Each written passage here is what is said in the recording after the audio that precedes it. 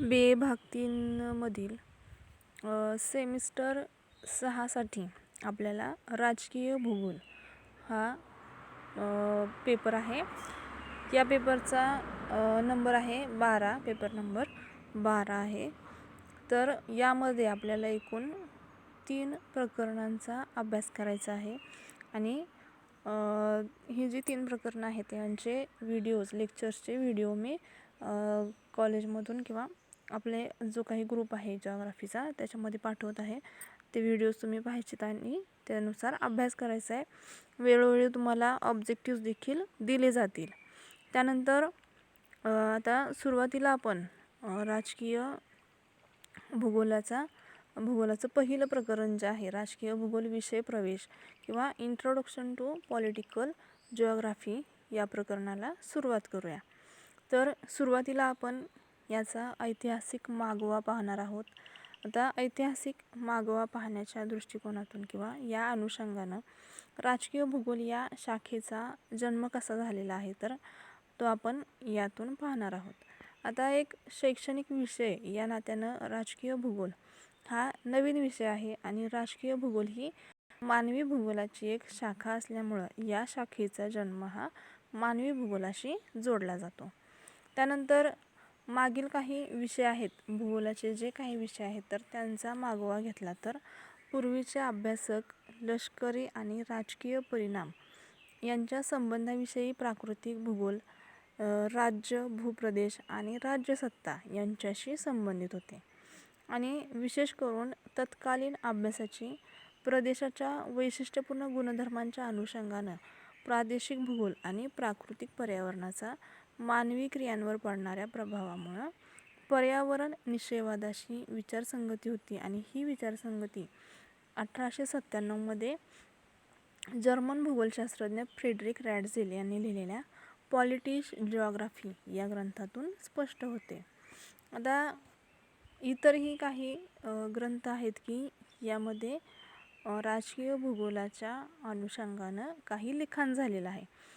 मग हे कुठले अजून शास्त्रज्ञ होते की त्यांनी काही लिखाण केलेलं आहे तर या दृष्टिकोनातून पाहिलं तर ॲरिस्टॉटल ख्रिस्तपूर्व 383 ते 322 या कालखंडात ते होऊन गेलेत. यांच्या नावाचा सुरुवातीचा ग्रीक राजकीय भूगोलशास्त्रज्ञ म्हणून उल्लेख करावा लागेल आणि ॲरिस्टॉटल यांचा पॉलिटिस ह्या ग्रंथात त्यांनी आदर्श राज्याची संकल्पना मांडली होती आणि त्यात त्यांनी लोकसंख्या व भूप्रदेशाचे स्वरूप हे राज्याचे महत्त्वाचे घटक मानले होते. त्यानंतर या संदर्भात ग्रीक वैज्ञानिक स्ट्रॅबो यांचा देखील उल्लेख करावा लागेल. ख्रिस्तपूर्व 24 ते इसवी सन 63 हा कालखंड होता त्यांचा. त्यानंतर स्ट्रॅबोचे राजकीय भौगोलिक दृष्टिकोन हे ॲरिस्टॉटलपेक्षा भिन्न आहेत.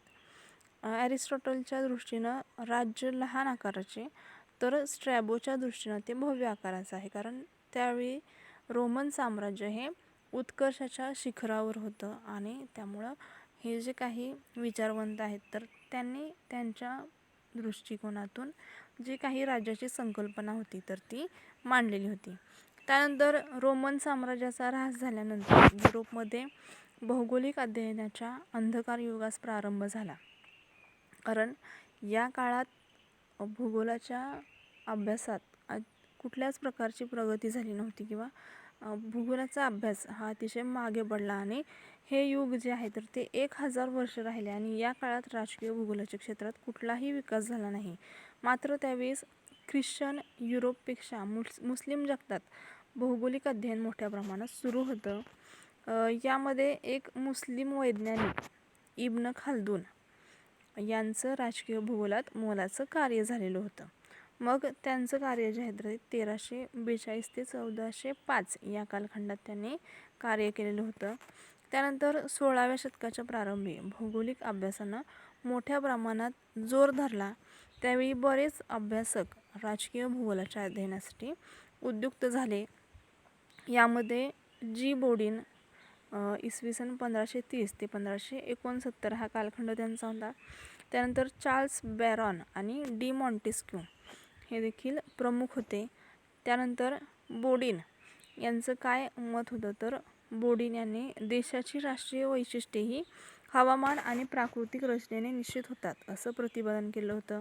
त्यानंतर मॉन्टेस्क्यू यांनी काय प्रतिपादन केलं होतं किंवा त्यांचं काय मत होतं की थंड हवामान हे स्वातंत्र्य आणि लोकशाहीला अनुकूल असतं आणि या आधारे मॉन्टेस्क्यूने राजकीय भूगोलाचा वैश्विक नमुना मांडला.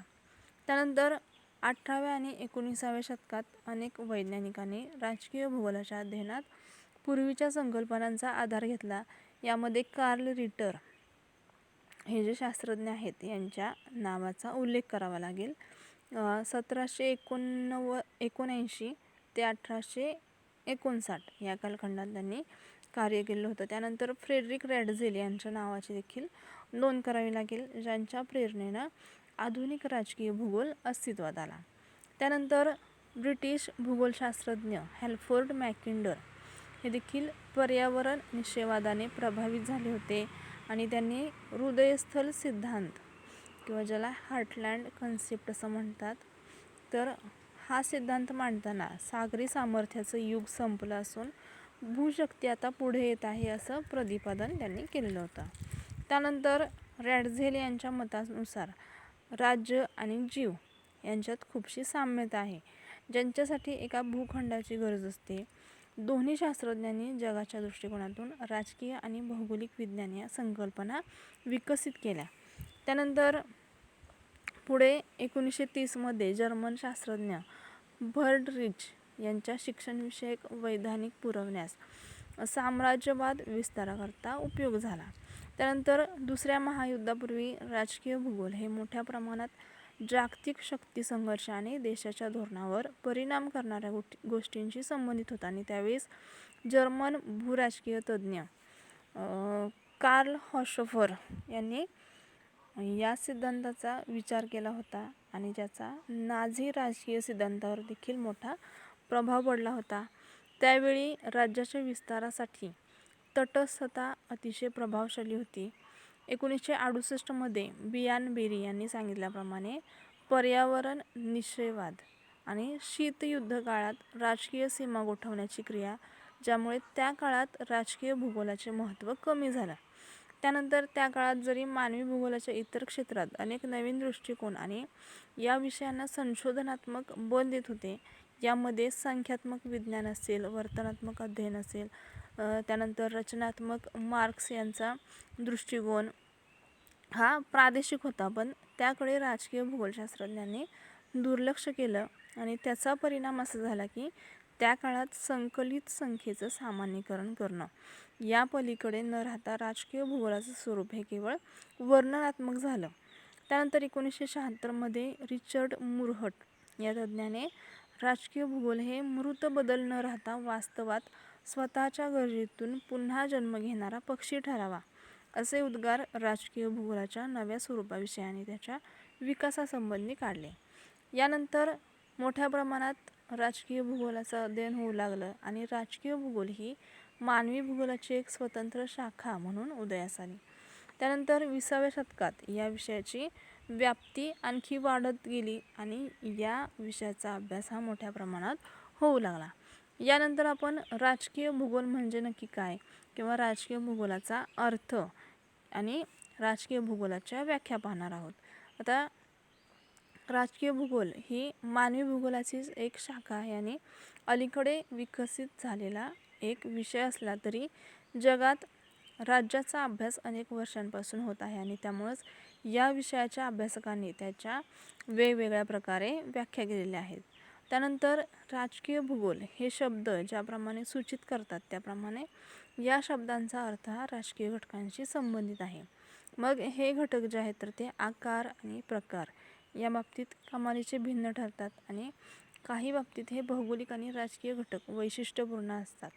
मग हे घटक कुठले, तर याचं उदाहरण घ्यायचं झालं तर ऑस्ट्रेलिया हा देश जो आहे तर तो संपूर्ण खंडव्याप्त आहे आणि ग्रेट ब्रिटन, जपान, क्युबा या देशांचा विचार केला तर ते बेटीय देश आहेत. त्यानंतर राजकीय घटक जे आहेत तर ते अंशतः आणि पूर्णतः मानवनिर्मित सरहद्दींनी वेढलेले असतात आणि अशा देशांच्या सरहद्दींना भौगोलिक आधार नसतो. मात्र हे भौगोलिकदृष्ट्या महत्त्वाचे होतात कारण तेथील संस्कृती आणि लोकांचे जे उद्योग आहेत तर या उद्योगांमुळं ते प्रभावित होतात.